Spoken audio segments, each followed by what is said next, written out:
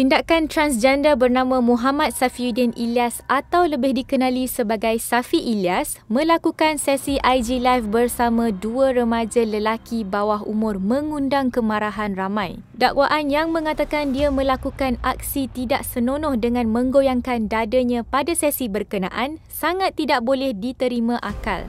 M-Star mendapatkan reaksi pendakwah bebas dan pakar psikologi berhubung perbuatan tidak bermoral ini. Saya sebenarnya setiap hari memang saya nampak lah dia buat live. Dia pun termasuk dalam friend saya juga kan.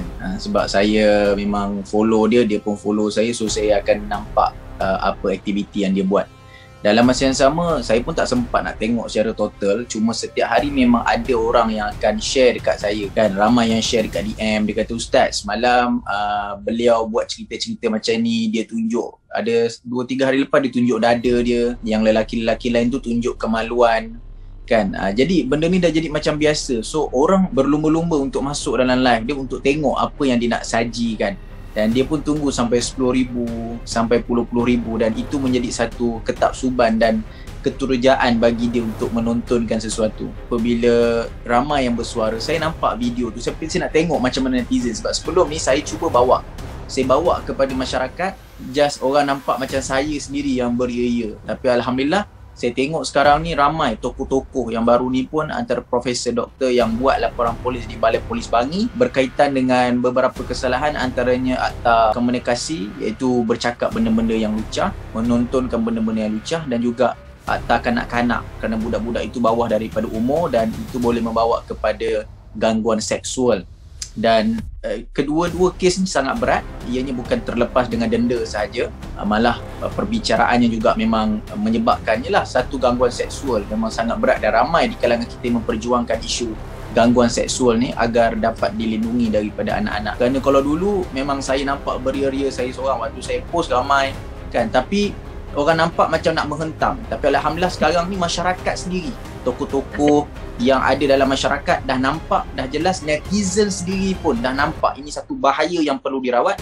Dan saya pun berterima kasih dan mengucapkan tahniah kepada tindakan pantas pihak berkuasa untuk menjejak penama Instagram Safi Ilyas dan juga beberapa orang yang lain agar mereka diberi keterangan kenapa mereka melakukan perkara tersebut, lebih-lebih lagi kepada kanak-kanak, kepada budak-budak. So saya terbaca dekat Twitter, ada lelaki tweet, dia tanya, berdosa tak kalau seorang lelaki melihat aset yang ditayangkan oleh Safi, walaupun secara fitrahnya dia tu adalah seorang lelaki juga. Ya, benda ni dah dibincangkan lama dah. Para mufti pun dah keluarkan fatwa. Kalau kita boleh semak kaitan dengan orang lelaki yang berperwatakan wanita, yang menonjolkan alat-alat sulit yang mana ia telah ditukar kepada alat sulit perempuan, menunjukkan punggung, menunjukkan kemaluan, kubulnya, menunjukkan dadanya, menunjukkan bahagian badan yang menggairahkan, kerana itu adalah bahagian badan bagi wanita. Maka ia juga diharamkan, tak boleh. Walaupun dia kata dia lelaki,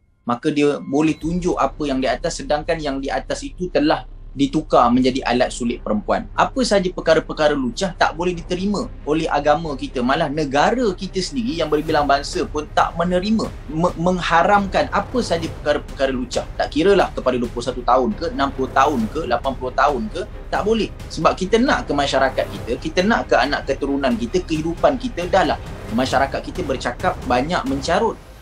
Budak-budak kecil bila bercakap dekat Twitter, kita tengok berapa banyak budak-budak yang bercakap benda-benda yang mencarut, yang lucah. Benda tu dah biasa. Kalau kita tegur, benda tu tak trend, benda tu macam tak moden.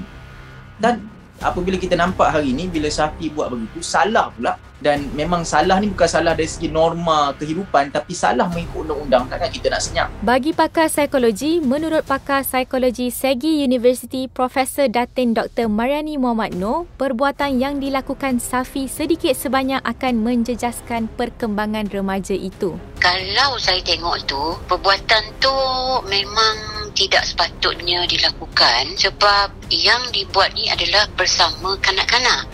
Kanak-kanak yang baru mula nak mencari dunia mereka, yang baru nak mula mencari identiti. Itu sedikit sebanyak boleh menjejaskan aspek perkembangan dalam diri mereka, terutama yang baru masuk remaja, terutama yang baru akil balik. Kalau ini dilakukan disebabkan kanak-kanak ni akan terpengaruh.